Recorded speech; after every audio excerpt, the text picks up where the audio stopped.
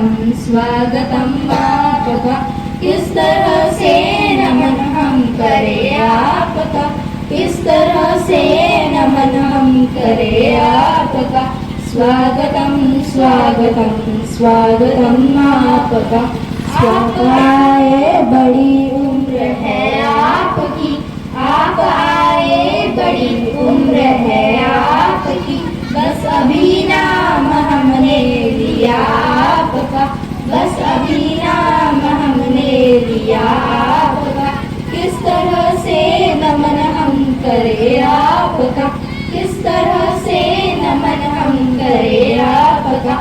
स्वागतम स्वागतम स्वागतम। युवा शक्ति मंच के द्वारा ग्राम में रोजगार व कैरियर मार्गदर्शन सहित नेत्र जांच शिविर कार्यक्रम का भव्य आयोजन किया गया। 10वीं एवं 12वीं में आए बालक बालिकाओं को दिया गया प्रशस्ति पत्र। जी हां, जनपद पंचायत लांजी के अंतर्गत आने वाले ग्राम पंचायत दुलापुर में 3 नवंबर को युवा शक्ति मंच ग्राम दुलापुर के 7वीं वर्षगांठ के अवसर पर ग्राम के युवाओं द्वारा स्वरोजगार एवं कैरियर मार्गदर्शन का आयोजन किया गया।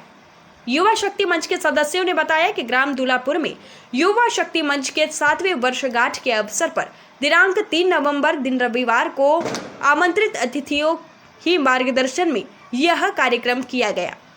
ग्रामवासी, मजदूर, किसान वर्ग, स्कूल कॉलेज के छात्र छात्राओं, महिला पुरुष और स्वरोजगार तथा सरकारी प्राइवेट कर्मचारियों एवं बेरोजगार भाइयों को मार्गदर्शित करने के लिए विभिन्न विभाग के अधिकारियों द्वारा ग्रामवासियों को विशेष मार्गदर्शन कार्यक्रम के साथ निःशुल्क नेत्र शिविर का आयोजन भी किया गया, जिसमें 25 लोगों को चिन्हित किया गया। साथ ही कार्यक्रम के दौरान ग्राम के 10वीं एवं 12वीं में प्रथम आए बालक बालिकाओं को कार्यक्रम में आए हुए अतिथियों के द्वारा प्रशस्ति पत्र दिया गया एवं ग्राम में जो पढ़े लिखे बेरोजगार युवाओं को जो खुद की दुकान लगाकर अपना व्यवसाय चला रहे हैं, उन्हें भी प्रोत्साहन कर उन्हें भी प्रशस्ति पत्र दिया गया। आपको बता दें कि ग्राम दुलापुर के युवा शक्ति मंच में वर्तमान सदस्यों की संख्या 150 है, लगभग जो पिछले 7 वर्ष से लगातार अनेक सामाजिक कार्य में बढ़ चढ़कर हिस्सा लेते हैं। कोरोना काल में गरीब, मजदूर और भूमिहीन लोगों को अनाज वितरण का कार्य हो या प्रत्येक वर्ष वृक्षारोपण का कार्य हो, गांव के सभी स्कूलों में स्टेशनरी वितरण का कार्य हो या स्वच्छ भारत मिशन के अंतर्गत साफ सफाई की बात हो या फिर आर्टिफिशियल शौचालय का निर्माण की बात हो या बस स्टैंड दुलापुर में बैठने के लिए सीमेंट कुर्सी की व्यवस्था की बात हो, नशा मुक्त अभियान और जन जागरूकता रैली निकालकर आम जनमानस को उनके हक अधिकार की जानकारी देने की बात हो, गांव के संपूर्ण विकास के लिए गांव को स्वच्छ, सुंदर, हरा भरा, निर्मल ग्राम, आदर्श ग्राम, डिजिटल ग्राम बनाने के लिए युवा शक्ति मंच के युवा प्रतिबद्ध है और आगे भी सामाजिक कार्यों को पूरी ईमानदारी और लगन के साथ करते रहेंगे। लांजी से पवन कश्यप की खास रिपोर्ट। अधिकतर लोग हैं शायद मेरे नाम से मुझे पहचान गए होंगे, लेकिन इस गांव का ऐसा कोई घर नहीं है जहां बचपन में मैं गणपति का चंदा मांगने नहीं गया होगा, है ना। दूसरी बात, ये जो क्षेत्र जहाँ पे हम लोग खड़े हैं आज और मैं आप लोग का उद्बोधन कर रहा हूँ, तो ऐसा भी समय आया जब हम लोग यहाँ पे रावण दहन करते थे और मैं कभी राम बन करके यहाँ पे आया करता था रावण दहन के लिए। यहाँ पे गैया खिलाई जाती है दिवाली के बाद में, तो मुझे एकदम से सारी चीज़ें याद आ गई इस गांव की। हालांकि मैं 5वीं कक्षा तक के ही इस गांव में रह पाया, क्योंकि मेरे जो पढ़ने लिखने के जो लक्षण है वो 5वीं तक के ठीक नहीं थे, तो मेरे पिताजी ने मेरे को यहाँ से निकाल करके लांजी भेज दिया, क्योंकि जो गांव का तालाब है आप लोग सब जानते हैं, पीपल के पेड़ की तरफ मेरा घर है, तो मैं अक्सर लांजी स्कूल जाते समय उस तालाब में छुप जाता था, स्कूल जाने के बहाने निकलता था और वहाँ छुप जाता था और स्कूल नहीं जाता था। और फिर उसके बाद में मेरे जो सरस्वती शिशु मंदिर के जो टीचर्स हैं उनके माध्यम से मेरे माता पिता को सूचना मिलती थी कि आपका लड़का तो स्कूल आया ही नहीं, और वो बोलते थे कि वो तो स्कूल के लिए निकला है ना।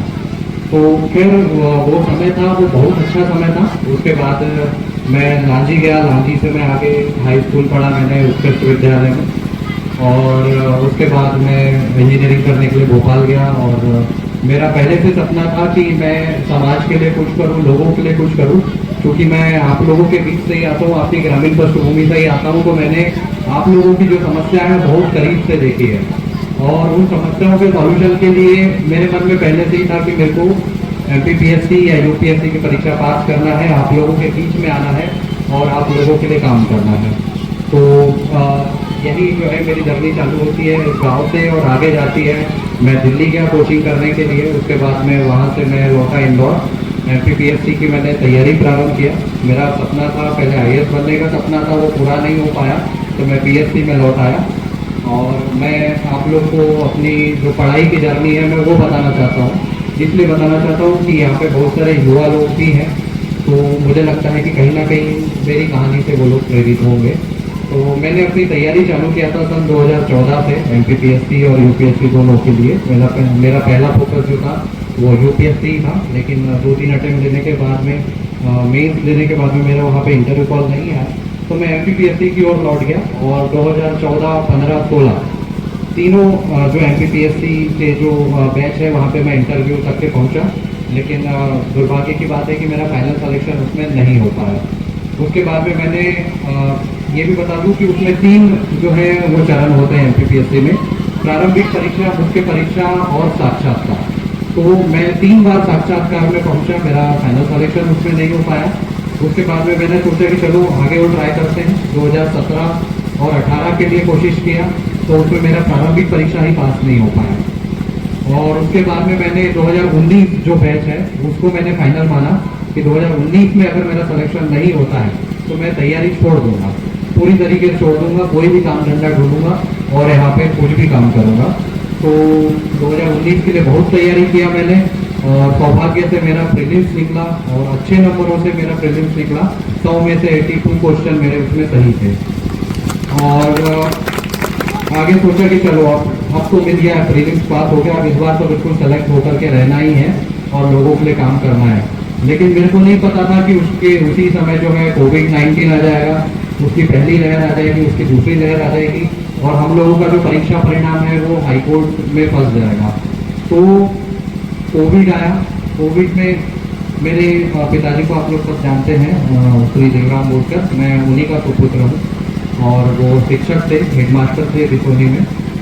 कोविड में मेरे पिताजी नहीं रहे पहली लहर में, और जब वो नहीं रहे तो मैं पूरी तरीके से टूट गया, क्योंकि जिनके लिए मैं पढ़ रहा था, जिनका नाम रोशन करने के लिए मैं पढ़ रहा था, जिन्होंने मेरे को लोगों की सेवा करने की प्रेरणा दी थी और जिनको मेरे पे गर्व होना चाहिए था, वो गर्व करने वाला व्यक्ति नहीं रहा।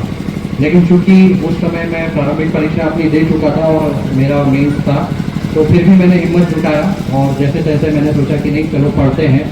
पापा नहीं रहे, लेकिन चलिए उनकी भी एक इच्छा थी कि मैं सिविल सेवा में जाऊं और लोगों के लिए कुछ करूं, तो एटलीस्ट मैं वो सपना पूरा कर पाऊं।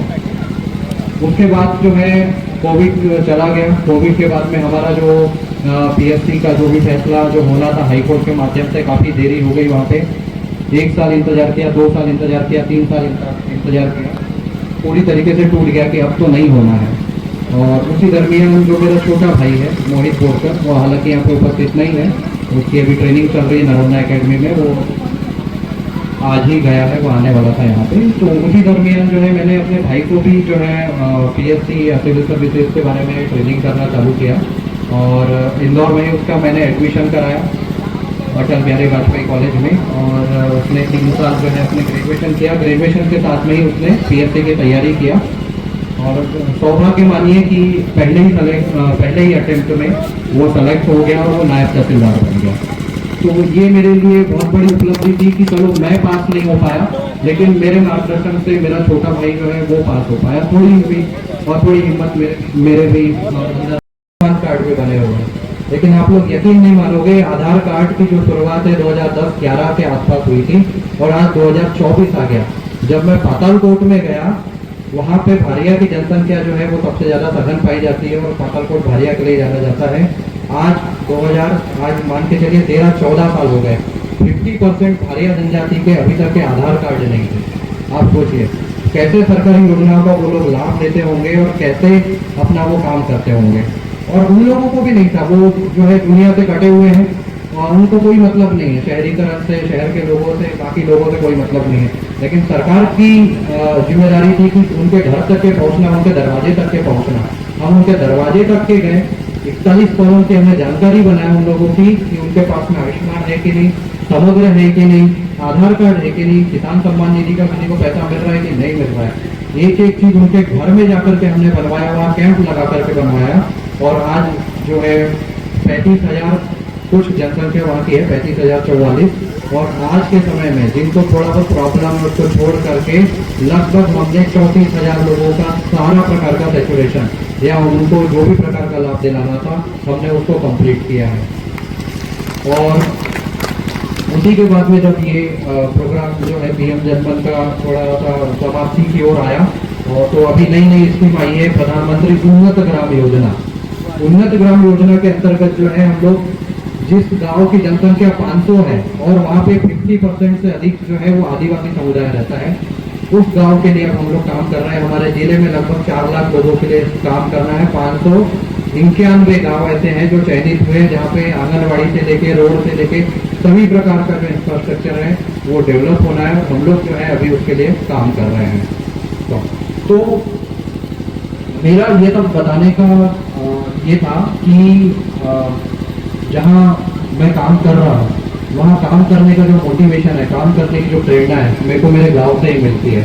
मेरे को बड़ा गर्व होता है कि मैं दुल्हापुर में पैदा हुआ, आप लोगों के बीच में रहा, आप लोगों से सीखा, जो भी संस्कार मिले शालीनता वाले मेरे पिताजी ने जो संस्कार दिए आप लोगों से सीख करके दिए, मैं उसके लिए आप लोगों का बहुत बहुत धन्यवाद करता हूँ। बहुत बहुत उपस्थित नागरिक युवा शक्ति मंच दुल्हापुर जिन्होंने ये कार्यक्रम आयोजन किया है, निश्चित तौर पे एक प्रेरणा के लिए लोगों के लिए बहुत अच्छा है।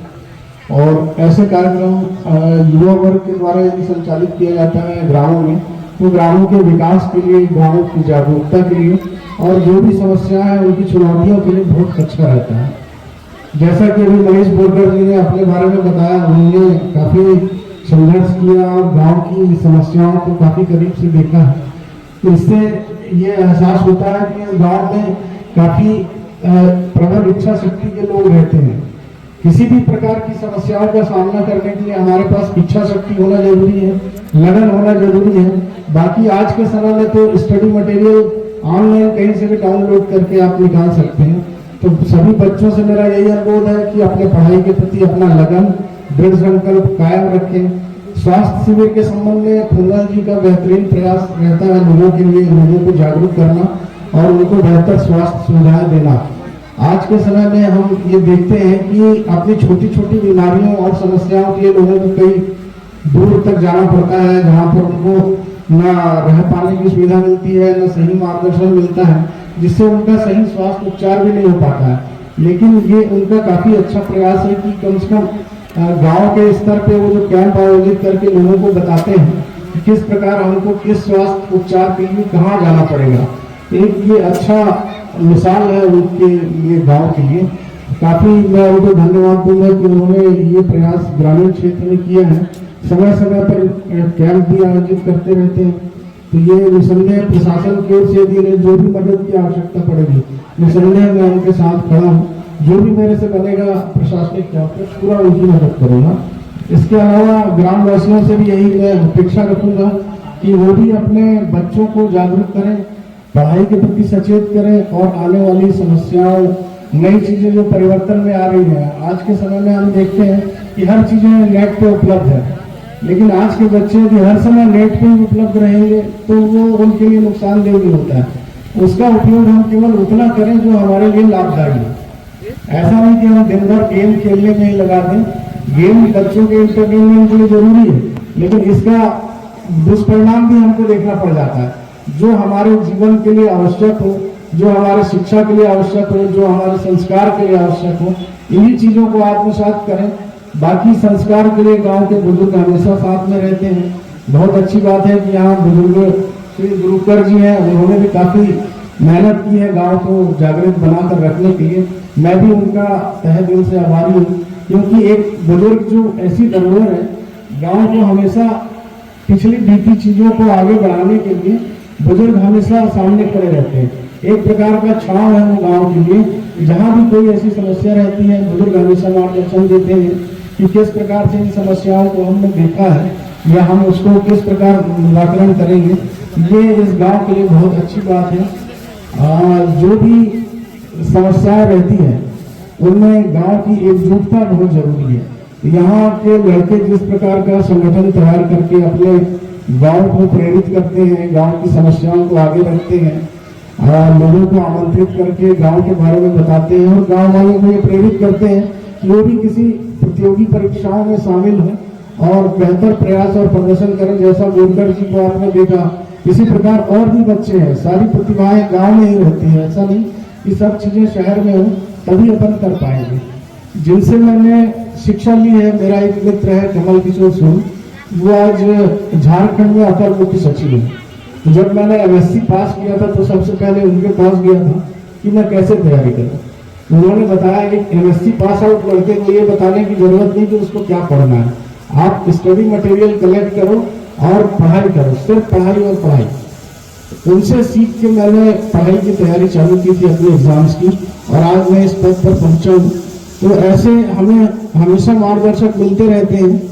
हमें उनका जो बातें वो बताते हैं उनको ध्यान से सुनना और समझना चाहिए, ताकि उनका जीवन में हम अनुसरण कर सकें और जनता को या हमारे आसपास के लोगों को उचित और सही लाभ दे सकें। धन्यवाद। यह कार्यक्रम का आयोजन किया जा रहा है, यह हर्ष का विषय है। इस युवा शक्ति के सभी सदस्यों ने ये कार्यक्रम आयोजित किया। ऐसे ही 2 कार्यक्रम ग्राम गौरव समिति मोहजरी में और दिघोरी में भी आयोजित हुए थे।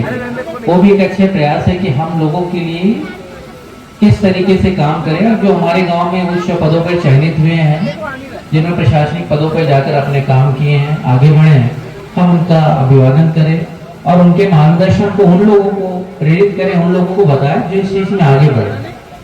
हम महावीर इंटरनेशनल के माध्यम से जो प्रयास कर रहे हैं हेल्थ में, वो सर्वविदित है, उसके बारे में मुझे कोई आपको जानकारी या बोलने की आवश्यकता नहीं है। दूसरा कि एजुकेशन पर लेकर कुछ काम इस क्षेत्र में होना चाहिए, उसी विषय को लेकर हमारे प्रयास जारी है कि हम एजुकेशन पे किस तरीके से काम करें। आप लोग इस गांव में रहते हैं, मैं इस क्षेत्र के एक कोने को जानता हूं, चाहे वो मछूरदा के कोने से हो, चाहे भाने गांव के आखिरी तक हो, इस कोने से हो, इस कोने तक हो।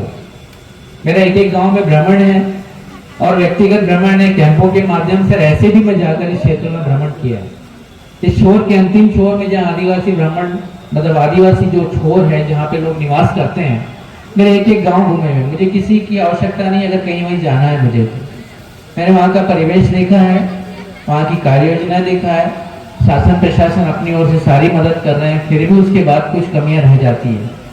हमें ये प्रयास करना चाहिए, इस गांव के लोग हो चाहे बाहर के हो, इस टाइप के जो कार्यक्रमों के माध्यम से उन लोगों को सामने लाना चाहिए जिनमें शिक्षा की कमी के कारण या पैसों के अभाव के कारण वो अपनी शिक्षा पूर्ण नहीं कर पाते। हम पिछले 2 वर्षों में बच्चे लोग यहाँ पर हैं और उनके पेरेंट्स भी है। आप लोग इस बात का ध्यान जरूर रखिए कि एजुकेशन करते करते हमें उन्हें किस परीक्षा की ओर लेके जाना है, किस रास्ते पर उसे शिक्षा मिलनी चाहिए, क्या उनका लक्ष्य होगा, ये निर्धारित करने में आपको उनको पूरा सहयोग करना चाहिए। जहां तक हो सके कि उसका टेस्ट जिस तरह हो, उसका स्वभाव, उसकी जिस तरह को बनना चाहता है, चाहे इंजीनियर, डॉक्टर, जो भी उसके मन में हो, मगर कहीं ना कहीं आर्थिक परेशानियां भी बहुत है, ऐसा लगता जरूर है। मगर जहां जब पढ़ाई पूरी करने की बारी आती है, पैसे खर्च करने की बारी आती है, बच्चे को मंथली पैसे भेजने की बारी आती है, तो कोई पेरेंट्स जो किसान होते हैं उसे पूर्ण करने में असक्षम हो जाते हैं। मगर ऐसे भी बच्चे हैं जिन्हें इन सब चीजों की आवश्यकता न होते हुए, शायद सर एक चौंधा टोला में एक बच्ची है सर, जिन्होंने बिना किसी एग्जामिनेशन के, बिना किसी कहीं कोचिंग के, उसने नीट का एग्जामिनेशन पास किया। टेमनी स्कूल की बच्ची थी। हमने लास्ट ईयर वहां पे कोशिश की थी कि नीट, IIT, JEE, ये सब एग्जामिनेशन कैसी होती है, हम इसको एग्जाम को आपको पास नहीं करवा सकते, मगर ये एग्जाम कैसे होती है, इसके मॉडल टेस्ट पर कैसे आते हैं, इसके लिए भी हम एक कार्यक्रम आयोजित कर रहे हैं। हमने निःशुल्क ई पोर्टल भी जारी किया है, जिसके माध्यम से आप उसमें घुस के या प्रवेश करके बोले, जैसे बोले उनकी जानकारी लेके P1 एजुकेटर्स के जो संचालक है प्रमोद नखाते जी, इनके YouTube चैनल पे भी सारी जानकारी ले सकते हैं। अगर जो आर्थिक रूप से कमजोर है, जो बाहर नहीं जा सकते हैं, जिन्हें इन सब चीजों की, मटेरियल की, इन सब सारी आवश्यकता पड़ती है, हमें निःशुल्क प्रोवाइड कराने की हमारी सुविधा है। जहाँ तक हो सकता है महावीर इंटरनेशनल के माध्यम से जो मोतियाबिंद के काम हमारे द्वारा किए जा रहे हैं, हमारी टीम के द्वारा किए जा रहे हैं, हमारी संस्था के द्वारा, हमारी सहयोगी संस्था के द्वारा जो कार्यक्रम किए जा रहे हैं, इसके माध्यम से मोतियाबिंद के ऐसे लोग जिन्हें आंखों की समस्या होती है, आप उस ओर भी जाए, आपको स्वास्थ्य को लेकर कोई तकलीफ होती है, जिन्हें बड़ी बीमारी हो, कैंसर हो, किडनी की हो, गांव में हम जाते हैं तो बच्चादानी की भी दिक्कत, बहुत सारी परेशानियां हैं। मंच के माध्यम से वो बातें हम बहुत सारी नहीं कर पाएंगे, मगर कैंपों के माध्यम से हम जब बात करते हैं ताकि उन लोगों को समझाने का प्रयास करते हैं कि आपको अगर कोई समस्या है तो इसके लिए संपर्क करें, और कोई पैसे नहीं लगते हैं इन सब चीजों के लिए। आपका थोड़ा सा प्रयास होना चाहिए कि हमें किससे मिलना है, कब मिलना है, कैसे हम काम को करें, ना सब कुछ है। मेरे साथ जब बहुत अंदर मचूरदा, साया, संदूका, टेमनी, खमाड़ी, केराडी की तरह जब हम गए, कई बार जाते हैं, जब लोगों से उनकी बातें सुनते हैं और उनके बारे में जानने का प्रयास करते हैं कि उन्हें किन आवश्यकता पड़ती है, उसके बाद भी बहुत सारी कमियां हैं। मंच के माध्यम से बातें करने की आवश्यकता नहीं कि उनकी कमियां क्या है, हमें उन कमियों को सुधारने का प्रयास करना है। और हम हमारा एक सूत्र वाक्य, मैं अपना सूत्र वाक्य बोलूं जिसपे जीवन पे काम करता हूँ कि गलती नहीं हल ढूंढे। हमें हर बार अपने अपने परिवार के किसी व्यक्ति की गलतियां नहीं ढूंढना है, हमें उसका हल कैसे निकालना, उसका समाधान निकाल के उसको सही रास्ते पे लाने का प्रयास करना है। और जहां तक हो सकता है इस युवा शक्ति मंच के द्वारा आयोजित इस कार्यक्रम में बहुत सारे प्रयास किए जा रहे हैं, और ऐसे ही प्रयास मौजरी में, दिभोरी में जो लोग बाहर से शिक्षित होकर आए, जिन्हों की नौकरी लग गई, वो अपने ग्रामीण क्षेत्रों में प्रोत्साहित करने का जो कार्य कर रहे हैं, ये धन्यवाद। संचालक प्योर एजुकेटर्स एकेडमी बानेगांव का, जो एक कोचिंग सेंटर है, एजुकेशन के क्षेत्र में बहुत प्रयास कर रहा हूँ मैं। और शुरुआत मेरी ग्रामीण स्तर पे हुई है। मेरे पिताजी, मैं सबसे पहले अपने बचपन की चीज़ें जैसे बोरकर जी ने बताया हुआ है, मुझे ऐसा लगता है कि यहाँ पे जितने मंचासी हैं सभी के पीछे एक संघर्ष जुड़ा हुआ है। और महत्वपूर्ण ये है कि इसके पहले जो हमने पूजा किया, सामने मालार्पण किया, यहाँ पर जो भी महात्मा गांधी जी, अम्बेडकर साहब हैं, बिरसा मुंडा जी हैं। एजुकेशन क्या है मैं आपको बताता हूँ। एजुकेशन सिर्फ ये है कि हम अपनी बुद्धि से, अपने बुद्धि का, अपने शरीर का यदि सही डायरेक्शन में यूज़ करते हैं, सही समय पर सही डिसीजन ले पाते हैं और सही व्यक्ति से उसके अच्छे गुणों को हम धारण कर सकते हैं। अभी एसडीएम साहब ने बताया आत्मसात की बात। आत्मसात का मतलब मुझे ऐसा लगता है, जहाँ तक मेरी समझ है, हमारे जितने धर्म ग्रंथ हैं, बुजुर्ग हैं, या जो भी हमारे प्रेरणा स्रोत हैं, उनसे जो हम अच्छाइयाँ हैं, जो हम अपने व्यक्तित्व में, अपने आचरण में शामिल करते हैं, वही आत्मसात है। और वही अच्छे गुणों को आत्मसात करते हुए ही हम सक्सेसफुल हो पाते हैं। मैं अपने बारे में पहले बता दूं कि मेरे पिताजी भी, जैसे बोरकर जी ने बताया कि उनके पिताजी के शिक्षक थे, सर शिक्षक थे। बहुत अच्छी किस्मत होती है उन बच्चों की जिनके पिताजी सरकारी कर्मचारी हों, या फिर बहुत अच्छा मार्गदर्शन उनसे मिल पाता है। मैं थोड़ा हटके हूँ। मुझे ऐसा लगता है कि मेरे पिताजी टेलरिंग काम करते थे, और मेरी स्कूलिंग बचपन से सरस्वती स्कूल में हुई और 8वीं तक मैं सरस्वती स्कूल में पढ़ा। उसके बाद मैं गवर्नमेंट स्कूल से एजुकेशन लेना शुरू किया। पिताजी से मार्गदर्शन मिलता था, लेकिन कब मिल पाता था? पता है कि जब टेलरिंग काम करते हैं तो ग्राहक आते हैं, तो मेरे पिताजी का प्रयास रहता था कि थोड़ा बहुत एजुकेशन उन्होंने लिया हुआ था, लेकिन ग्राहकों के माध्यम से वो पूछते थे कि बच्चा अभी इस क्लास में आगे जाके क्या करना चाहिए। कोई एजुकेट लोग आ गए कपड़े बनवाने के लिए, तो उनसे मार्गदर्शन लिया करते थे। और मेरे ऊपर उन्होंने क्या काम किया कि जो स्किल थी उनमें खुद में, तो मैं 9वीं से लेके 9 से लेके 12 तक मैं स्कूल तो जाता था, लेकिन उसके अलावा भी जो उनकी स्किल थी उसको मुझे सिखाते थे वो। कि जो टेलरिंग काम है, मैं स्कूल जाने के पहले टेलरिंग काम करता था सुबह से लेके 9-10 बजे तक, और आने के बाद भी कपड़े बनाने का काम करता था। मुझे ऐसा लगा मैं वो सारे सपने भूल गया था कि मुझे चपरासी बनना है सरकारी। मैंने पिताजी से कहा कि आगे की पढ़ाई, जो कई बार ऐसा होता है ना कि अपन दोस्त जो संगतियां होती है, दोस्तों से हम डिसाइड करते हैं कि मेरा दोस्त फलाना ये कर रहा है तो मैं भी यही काम करूंगा। तो कुछ दोस्त थे मेरे, वो अच्छे, आर्थिक स्थिति बहुत अच्छी थी उन लोगों की, तो उन्होंने कहा कि हम लोग इंजीनियरिंग करने जा रहे हैं। तो मैंने पिताजी से घर आके कहा कि मुझे भी इंजीनियरिंग करना है। तो क्योंकि पिताजी टर्निंग काम करते थे, आर्थिक स्थिति बहुत अच्छी नहीं थी, उन्होंने स्पष्ट रूप से मुझे कहा कि बेटा इतनी औकात तो है नहीं मेरी इंजीनियरिंग करवाने की तुझे, अब जितनी पढ़ाना था वो पढ़ाई खत्म करते हैं और उसके बाद दो ही ऑप्शन है, या तो तुझे पैसे कमाने पड़ेंगे या तो फिर ये जो स्किल है मैंने सिखाई है टेलरिंग काम करना पड़ेगा। तो मुझे ऐसा लगा कि फिर बुरा लगता है जब ऐसा लगता है कि बड़े सपने लेके घर आओ और उसके बाद माँ बाप के सामने जब माँ बाप सरेंडर हो जाते हैं कि नहीं, आर्थिक स्थिति ठीक ना होने के कारण आगे की पढ़ाई में नहीं कर पाऊंगा। तो मुझे ऐसा लगा कि अब जो है मैं सपने अपने हिसाब से देखूंगा। उसके बाद मैं अपना बैग में डाला, एक परिचित थे तो उनको मैंने फोन लगाया और भोपाल निकल गया सीधे।